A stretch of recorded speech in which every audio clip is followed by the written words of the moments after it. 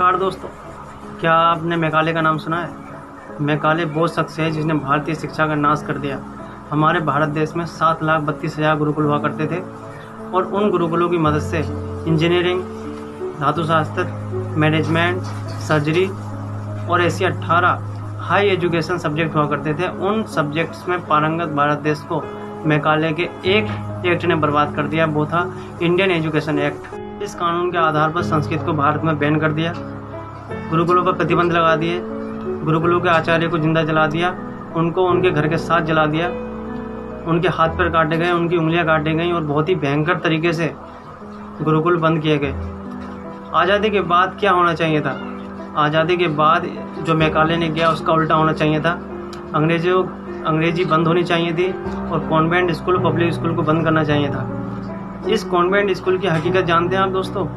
Europe में convent school में अनाथ बच्चों को पढ़ाया जाता है, लेकिन हमारे भारतीय लोग इस अज्ञानतावश अपने बच्चों को इस कॉन्वेंट स्कूल में पढ़ाते हैं। और जो गुरुकुल बंद किए गए, जिनके आधार पर 97% साक्षरता दर हुआ करती थी भारत की, उनको पुनर्जीवित करना चाहिए था। लेकिन इंडियन गवर्नमेंट ने ऐसा कुछ नहीं किया। ना कॉन्वेंट स्कूल बंद किए, ना पब्लिक स्कूल बंद किए और ना वो झूठा इतिहास बदला। भारत के इतिहास की पुस्तकों में राजा रणजीत सिंह को डाकू कहा गया, भारत के इतिहास की पुस्तकों में अमर शहीद भगत सिंह को आतंकवादी कहा गया और भारत के इतिहास की पुस्तकों में चंद्रशेखर आज़ाद को आतंकवादी कहा गया, अशफाक उल्लाह और बटुकेश्वर दत्त को भी आतंकवादी कहा गया। अंग्रेजों के लिए ये क्रांतिकारी नहीं थे।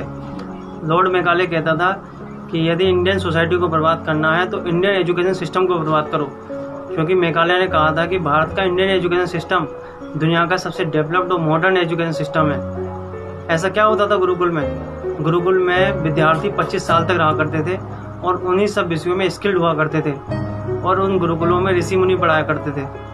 लेकिन मेघालय ने एक बहुत ही सोची समझी साजिश के तहत इंडियन एजुकेशन एक्ट लाकर इन गुरुकुलों को बंद किया और इंडियन एजुकेशन सिस्टम को बर्बाद कर दिया। उस समय हमारे भारत का एजुकेशन सिस्टम इतना हाई था कि दुनिया भर के लोग भारत में पढ़ने आते थे।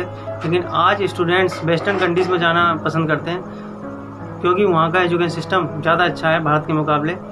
लेकिन भारत की मीडिया को और भारत के नेता इसके लिए बिल्कुल भी फिक्रमंद नहीं है। वो तो हिंदू, मुस्लिम, इंडिया, पाकिस्तान करने में लगे रहते हैं। लेकिन अगर भारत का एजुकेशन सिस्टम अच्छी तरह डेवलप हो जाए तो भारत में फर्टिलिटी रेट भी ऑटोमेटिकली डाउन हो जाएगा। मैंने 2 चाइल्ड पॉलिसी में इसमें मेंशन भी किया था, जो मैंने पिछली वीडियो बनाई थी, जिसमें मैंने ये बताया था कि यदि एजुकेशन सिस्टम और हेल्थ केयर सिस्टम अच्छी तरह डेवलप हो जाए तो फर्टिलिटी रेट ऑटोमेटिकली डाउन हो जाएगा। और जो मेघालय का इंडियन एजुकेशन एक्ट था वो एक पैरट एजुकेशन एक्ट था। पैरट मैंने इसलिए कहा क्योंकि उस मेघालय ने भारत के लोगों को रट्टा मारना सिखाया, तोते की तरह।